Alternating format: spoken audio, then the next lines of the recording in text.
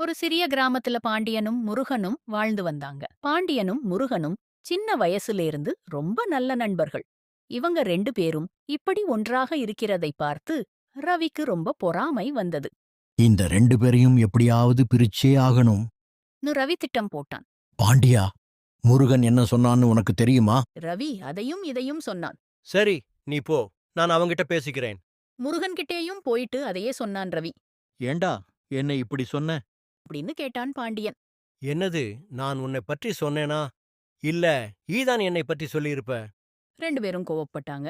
நில்லுங்க தம்பி. ஏன் தம்பி ரெண்டு பேரும் சண்டை போட்டுக்கிட்டு இருக்கீங்க? ரவிதான் சொன்னான். பாண்டியன் என்னை பத்தி தப்பா சொன்னான்னு. என்னுடைய உயிர் நண்பனையும் என்னையும் இப்படி பொய் சொல்லி பிரிச்சவன் அந்த ரவிதான். உங்க ஃப்ரெண்டுஷிப் பார்த்து அவன் பொறாமைப்பட்டிருப்பான். அதனாலதான் இப்படி நடிச்சிருக்கான். நீங்க இங்க சண்டை போட்டுக்கிட்டு இருக்காதீங்க. போய் அவன்கிட்டயே நேர்ல கேளுங்கள். உண்மை அவன் வாயிலேயே வரும். அப்படின்னு உறுதியாக சொன்னார் அந்த முதியவர்.